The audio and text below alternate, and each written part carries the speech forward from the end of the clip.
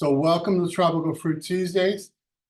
Today we're going to talk about tools of the trade. These are the tools that you need to grow your tropical fruit properly. And I work for IFAS Extension, Miami-Dade County. So UF has an extension office in all 67 counties. We also have 12 research centers, education centers. There's one right next door to our office here called the Tropical Research Education Center. There you have a tropical fruit specialist, you have a tropical fruit entomologist, you have a plant pathologist, we have a new tropical fruit plant breeder. So a lot of good knowledge over there, a lot of great knowledge. I talk to them and then I extend that out. That is extension. And you are here for Tropical Fruit Tuesdays. We do this once a month. And next month it's going to be IPM, Integrated Pest Management, Pests and Pathogens. And we skip December. And then January it's going to be aftercare. So the things you do to your trees after you pick the fruit. And then February, propagation by cuttings, how to propagate using cuttings. So there's been a few Tropical Fruit Tuesdays. They're all here. There will be a quiz at the end to make sure you know all of these. And they're all on YouTube. So if you go to YouTube and search Tropical Fruit Tuesday, you'll get a list. This is the list. You can look at any of those you want. If you need to get to sleep, this will knock you out, I guarantee. So I like to start with where should you get information? You're here to get information. But where do you get good information? Because there's so much information out there. Where do you get stuff that you can trust? Well, the best place you can go for horticulture is Ask IFAS. These are formerly EDIS documents. You go to Ask IFAS, it'll look something like this. On the left, you type in, what can we help you with? You type in the word mango. You get 5 publications on mango. One of them will be growing mangoes in the home landscape. 15 pages tells you every single thing about how to grow mangoes. Other universities besides University of Florida, you can search your topic, then put EDU. YouTube, excellent place to get information. Master Gardeners, I know there's probably some listening now, and that's a good place to get information.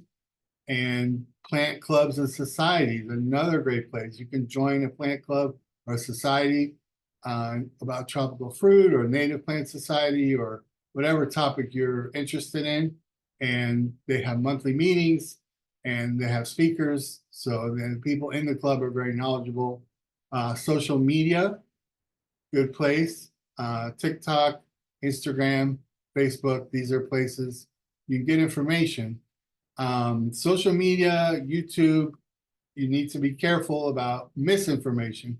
But if you watch 3 or 4 YouTube videos on how to hand pollinate sugar apples, you get the idea, and it will be pretty good information. Your own garden, that is, or grove, that is the best place to get information you can possibly think of, because you see it with your own eyes and you know it's true. So you can teach yourself to pay attention to what's going on, and that's a great way to learn. That's one way I learn all the time. And then beware the source of your information. Just because it's the first thing that pops up when you search it does not mean it's correct. So I do have a tropical fruit information page, which you can find by searching Miami-Dade Extension Tropical Fruit or using this QR code. You see all the things on the left and the right that are found there, plus more.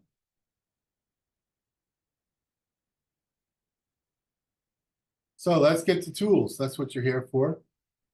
So general rules of tools. Don't leave them outside.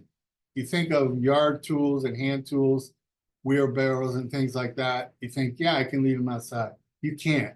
You can for a little while, but then they're going to rust and they're going to be no good for you. Use the right tool for the right job.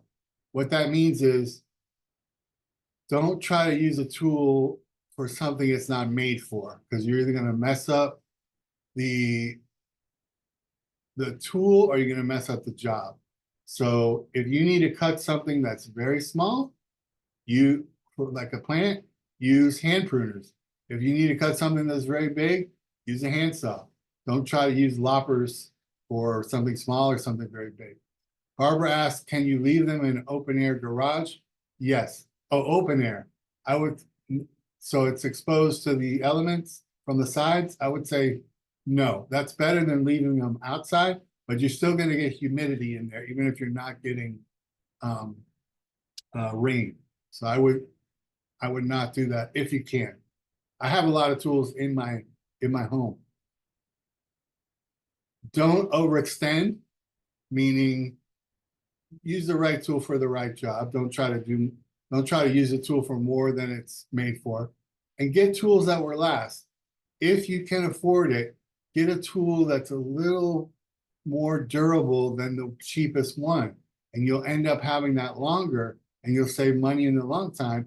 And if it's a little better tool, it'll make the job easier as well.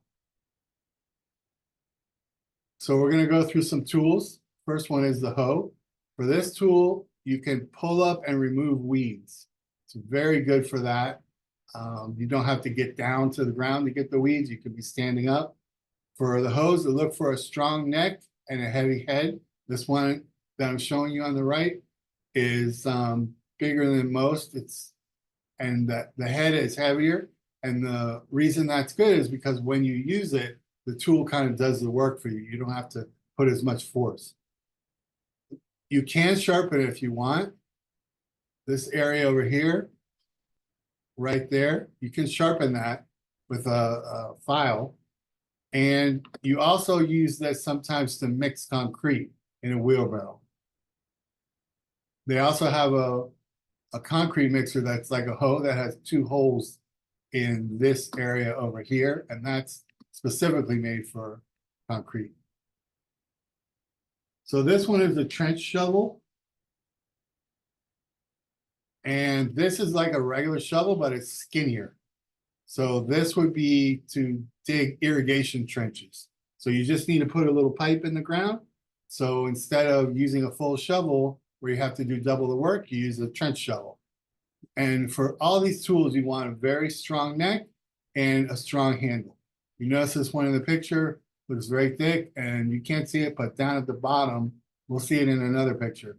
It's a thick fiberglass handle. Thick fiberglass or thick wood, very good. And you need to make sure that where they connect, that's strong as well, because that's usually the place that they fail. Flat shovel. This is a shovel that you would use to get things off of like a driveway or something flat. So you would, let's say you had a bunch of sand on a driveway. Once you get down to the bottom, you use the flat shovel to get it up into your wheelbarrow or wherever you're going. If it was on the grass, you wouldn't do that at the end. So strong neck, strong handle again. Shovel or spade. This is your typical shovel. And this is going to be your regular digging. Again, strong neck, strong handle. You look at that, you can see that it's very strong. And this to dig in our soil down in South Florida, where we have bluetic limestone, you're going to use it with a pickaxe or a mattock. You're not going to dig a hole with just that shovel. It's impossible. So you break up the ground with the pickaxe, then you come behind with the shovel and clean it out. Further north, all you need is a shovel. If you're moving a big pile of mulch, you don't use a shovel like that, so it'll be much harder. You use a, can't think of the name, pitchfork. And this is a tree pruning shovel. So this is a heavier shovel, and it's used to dig out trees when you're going to move them. So you would actually have this tip here very sharp so you can cut the roots. So it's almost like a big knife that you would just put into the ground, rounded and sharp. Sometimes they're all metal. The whole thing is metal because you want it heavy. I like one that's not all metal just in case you get towards some electricity But if you're in a nursery where you know everything, where the wires are, and then you can use the heavier, strong all metal. And you can sharpen it, and you should sharpen it. You should keep this tip sharp because you're going to be wanting to cut roots. The mattock, this you're going to use for digging through rock. You want the strong neck, strong handle. You're going to use it with a round shovel. And you want it to be pretty dense. You don't want a little thin, skinny one, because you want the head to do a lot of the work for you. And when I dig a hole, I just use this. I don't use a shovel because I use this back part to bust up the soil, and then I use the back part to pull it out to keep it next to the hole.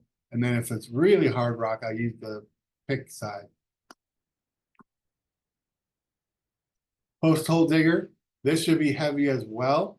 And this, it's you would use it the other way. It's kind of upside down. You would use it and put it straight down with the handles together and then pull them apart, and that would close this top, and that would allow you to pull out the soil. So you want it heavy.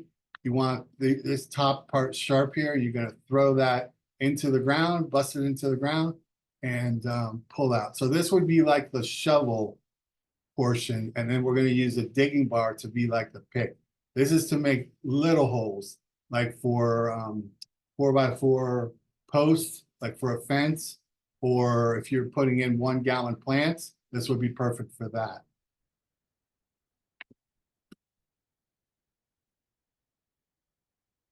Digging bar, Johnson bar. So this is paired up with the post hole diggers. So you would bust up the ground, the soil, oops, sorry. You'd bust up the rock with this, either side, and then you would come behind with the post hole diggers and clean it out. It can also be used as a pry bar to pry things. And if you look on the left, I pried something that was a little too heavy and I bent it. So this is an example of using a tool for something where it shouldn't have been used. Hard rake, this is for moving smooth gravel or dirt, or to smooth out gravel or dirt. And you can use the top, the tines, or you can flip it over and get a very smooth for like sand and smooth it out really nice. So you're going to move around small rock like pea rock. You're going to move around some dirt, some sand. And if you're doing like a rough pickup of debris on grass, you could use this as well.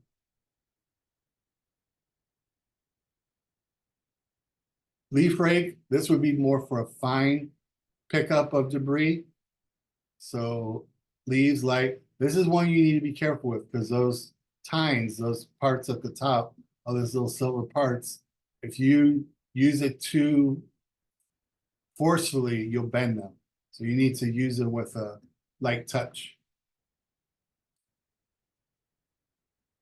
Here's the pitchfork. I like ones that have the 5 tines. These little things here, these are tines. I like 5, 4. You don't pick up as much as you want.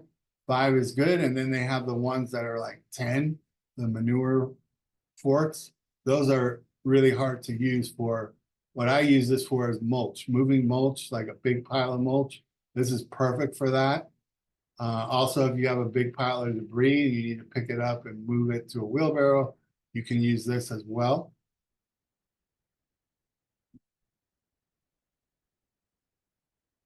So this is the lightsaber for the horticulturist. This is the hand pruner or clippers. I like ones that you can take apart, clean, and sharpen. So this one is a little more expensive, not crazy expensive, but the ones that you get, the cheapest brand, you can't take it apart. So you can't keep it young and sharpened. This one, you can take it apart and clean it, which I'll show you in a minute, and it's like brand new. The other ones, you just would have to throw them out. And this is gonna cut anywhere from the size of a leaf to 3/4 of an inch of a like a twig. And it depends on the strength, the density of the wood as well. And I really recommend that you get a sheath for your hand pruner. And when you use it, you keep that on your belt. So it's just right there and you don't lose it. This is the next step up. These are loppers. And you definitely want a strong handle here. You want to be able to take them apart and clean them. And I like the ones that are a little bit longer because it's easier to reach things. This will cut about 3/4 of an inch to 2 inches. And you can't see it, but on the other side right here, there's a bolt and you can take it apart and clean this right here. Handsaw. So this is for big stuff. It can cut 2 inches to 2 feet, depending on your stamina. It can cut big stuff. I like ones that you can replace the blade. There are people that can sharpen the blades. I don't know how to, but it's possible too. I know how to sharpen the other things, but not this. I like ones that are bowed, so they're not straight. They're like have this like a rainbow effect. That way, when you put it into the wood, it kind of digs in. It's not like you're pushing into it. And definitely don't get one that folds, because eventually that little mechanism that keeps it able to fold could fail, and that could flip right onto your knuckles. And that's actually happened to me. And it was not fun. Pole saw. This is the same thing, but on a pole. And I like ones that lock into place. They're not the twist kind. And depending on which one you get, you can get them to go very, very high. And it is difficult to use when it's above your head because you're cutting and it's so high up. But if you're just taking down palm fronds or something like that, it can be very useful. And you can replace the blade, and it can be hard to use, like I said. Here's what it looks like up close. You have this little hook right here to get branches that get stuck up in the tree. Same here. And then you have the bow. You have a saw that hasn't been cleaned. And these are the locks that keep it in place. So you would unlock these, extend it out, and then lock it back. That way it's not going to fall apart. It's not going to get stuck up in the tree. It's going to be much better. Machete. Be careful with the machete, because if you swing it and it's heavy like it should be, it could get you right in the shin. So just always keep a good stance. Keep it swinging at a safe distance. It's not for pruning. You see people that will use it to prune a tree. You want those handsaw, lopper, hand pruner for pruning. You want a good clean cut. You don't want this rough cut. It's for rough work. Bananas, chopping down something that you don't want anymore, things like that. Chainsaw, very useful tool, but very dangerous. Don't just get a chainsaw and start cutting. Take a class, a safety class, and what they'll tell you, one thing is you want one that has a handbrake. See this right here? That's a handbrake. So if you're using it and this hits something and your hands go forward, that handbrake will stop the chain from moving. There are ones that you can buy, but this is just plastic. It's not a handbrake. So you definitely don't want one like that. So be careful. And I like to keep multiple chains. These chains come off. I like to keep 2 or 3. That way, if I'm working and the chain gets dull, I don't have to wait to take it to get sharpened or wait to sharpen it. I can just switch the chain. You can keep the other 2 chains always sharp. And it takes a gas oil mix, and then you're also going to need bar oil. So you need 2 things. On the other side here, it has 2 holes. One is for the gas oil. Oh, here it is right here. One is for the gas oil mix, and then this one is for the bar oil that keeps this oiled and not keeps it from overheating. Wheelbarrow, very important to have one of these. I like a plastic one instead of a metal. Metal will actually take more weight, so if you're really going to be moving heavy things a lot, the metal one might be better, but it also will rust. if you leave it outside. And you can see this one's been left outside because right here next to the wheel, this is completely rusted. And so it's been left outside. Here, we also want puncture-proof tire. So you just get a solid rubber tire. You don't want one that has inside, you don't want one that has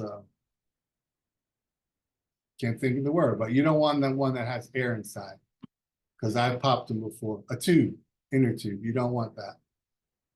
Picking pole. This is long as well. It's very handy for fruit because you can get the fruit that's high up in the tree. So you want one that has a basket, or there are ones that have baskets or one that has netting. This one has netting. I like this one. And you can also replace the blades. Takes a little practice to do it, and you will miss. I miss all the time. So look out from above, because if you miss, but you knocked it off, that fruit's gonna come down real quick. So this is what it looks like up close. On the right, here's the blades. So you would put this net, you would put the fruit into the net from below, and then you pull it towards you, and these blades will cut the stem and drop it right in the basket. So now cleaning your tools. These are some things you can use. 3-in-1 oil, WD-40, gunk. These are things to clean and also to sharpen. We're going to use the 3-in-1 to sharpen. Be careful though. Here is the WD-40. What does it say down at the bottom? Danger. So we have 3 caution words: caution, warning, and danger. Caution is the lowest, danger is the highest. So this is actually a very dangerous thing. So be careful when you use it. Read the directions. These are things you can use to clean. This one on the left, you attach it to a drill, and you would use that to like clean a machete that's super dirty. And here's a little smaller wire brush. Here's a little bigger one. So here's a machete, not looking too good. So we're going to clean this up. And you can use different types of sharpening stones. The hard Arkansas and the surgical black. These are just names for the grit. So you can feel it. The really smooth grit would be this one. And the more coarse would be hard Arkansas. So there's the hard Arkansas. You can see that looks pretty rough. So you would use this one for like a machete or a lopper, and you would use, even for the hand pruner, you would use this one. For your knives, you're going to use the really smooth one, the surgical. Because you want your knife super sharp. You don't want your hand pruners like sharp as a knife. So here's the surgical black. See, it's smoother. All right, so here we go. We have a machete. We're going to clean it. So we want to get it with some WD-40. You can also use the 3-in-1 oil.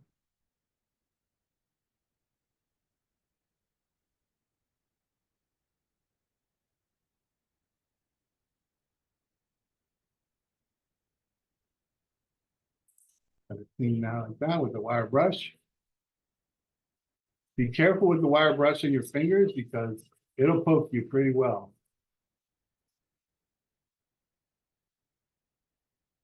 So we're going to do that to the whole thing. Same one.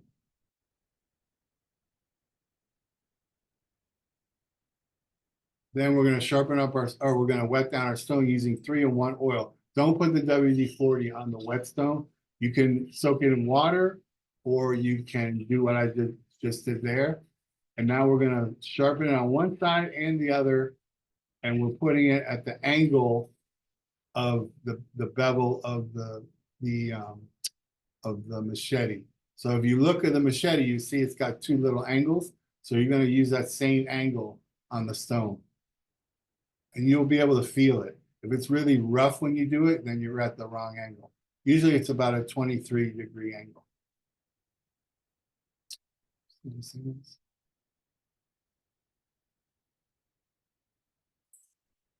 So you can do it like I showed you, or you can do it like this.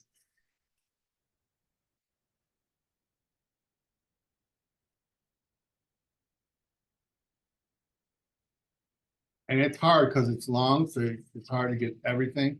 You see, I'm kind of doing different sections.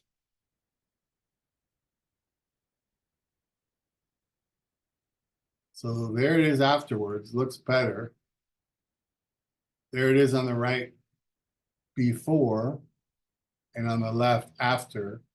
Certainly if I would have worked on it longer, the left would look much better, but it looks much better as it is. It could have used more sharpening, but the video was only so long. Okay, these are a fruit knife on top and a grafting knife down below. And the fruit knife is beveled on both sides, like a regular knife, a kitchen knife. It's beveled on both sides. So you look at it, it's got two angles, one on each side. The grafting knife will have one angle, the other side will be completely flat. So that's just going to change how you sharpen it. So the knife, you're going to put in an angle for one side and an angle for the other. The grafting knife, angle for one side and then flat on the stone for the other. We have it flat for the grafting knife because when we make a grafting cut, we want it nice and smooth. We don't want to dig into the plant. So here is the fruit knife. I'm going to sharpen it using the much less grit, the surgical black, the finer stone. So we're going to again wet it down.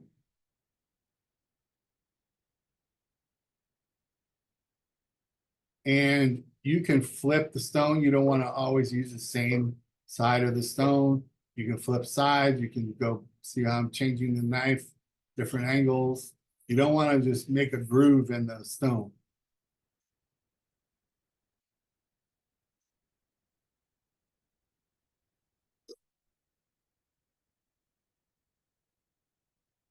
And of course, be careful.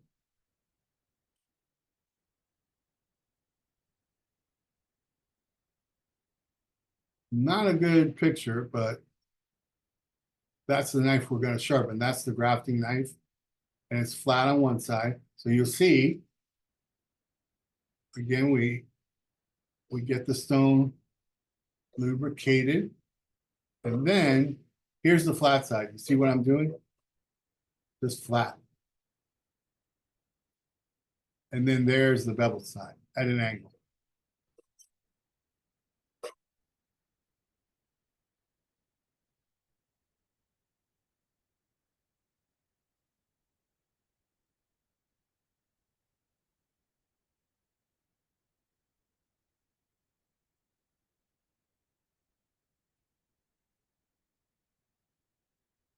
So how to clean and sharpen the hand pruner? There's the pouch that I would put it in, and look how dirty it is on the right. Dirty. If you look at the blade over here, it's all roughed up, and this whole thing comes apart, all these little pieces. They are kind of difficult to put back together, so I would take pictures as you go. I like to engrave my tools. There is another tool, this Corona, this little small sharpener that you can sharpen it without taking it apart. I bought one. I haven't figured out how to use it, to be honest, but because some people swear by it because you don't have to take the whole thing apart. But I do like taking it apart because you can clean everything. So there's the sheath. Get rid of that. And this hand pruner is 25 years old. Back when I was a wee horticulturist. So different things. The first thing you do is take out that spring, and then you unscrew the screws. And each one's a little different. You can kind of figure it out by looking at it.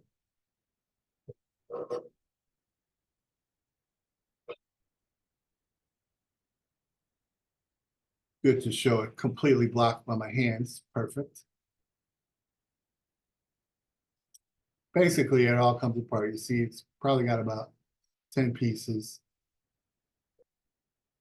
Now we're going to clean those and we're going to sharpen the blade. The blade is right there. It's just one piece.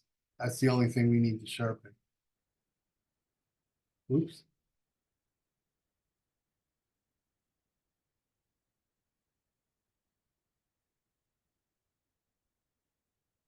So like the machete, we're going to spray it and we're going to hit it with a wire brush. We're going to use a little smaller wire brush.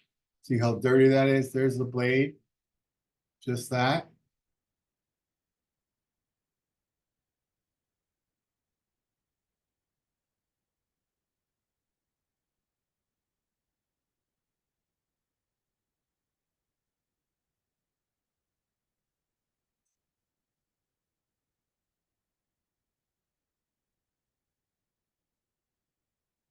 There's a wire brush. Get in there real nice. And I've hurt myself with a wire brush way more times than I have with a knife.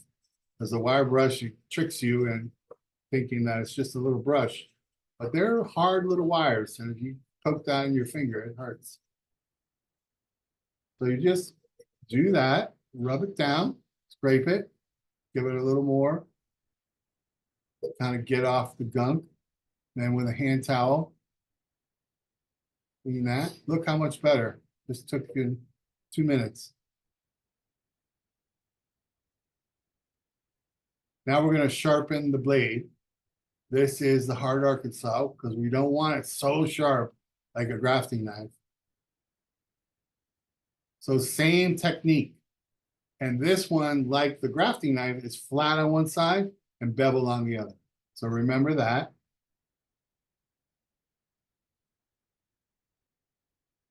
3-in-1 oil.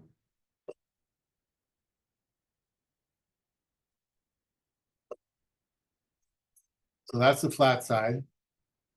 Just sort of cleaning it. We're not really sharpening it. We're just sort of cleaning that back.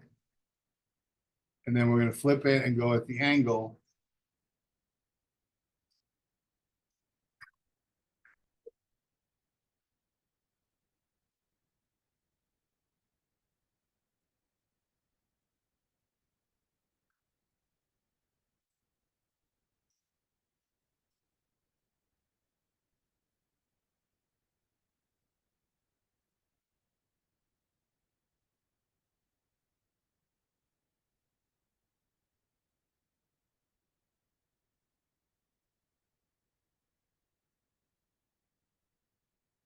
Okay, look how much better that looks. That's going to be a nice tool to use. There it is, put back together again. Very nice. So there it is before and after. You saw how nice and shiny it looked. Remember, that's a 25-year-old tool. This is what you can do. And this is always scary when I do a sharpening demo in front of someone. And then I say, oh, and now that it's all put back together, we should be able to cut a leaf right in half because it's so sharp. So I'm always worried it's not going to work. Let's see if it works. Nice. Brand new. So general rules of our tools. Don't leave them outside. Use the right tool for the right job. Don't overextend your tool. Don't try to do more with that tool than it's capable of because you will break it. And get tools that will last. That handsaw or that hand pruner is 25-year-old. I have another lopper that's the same age, and they're both super good. Tropical Fruit Tuesdays, here they are. IPM, aftercare, propagation by cuttings. This will be on our website soon on the calendar. And if you're on my email list, you know you always get emails about this. if you could, this will really help me out. Take this quick, super quick survey. I'm also putting the link in the chat for you old schoolers like me. You can click on the link in the chat, or you can open up your camera, point your camera at this square, and then a little link will come up and you click that. Very easy, very quick. And I appreciate it if you would do that. Helps me out and helps me to do better next time.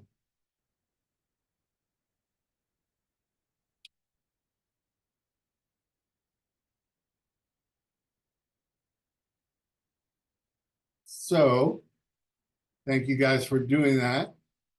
I appreciate you guys. I appreciate that you came. And thank you so much for your time.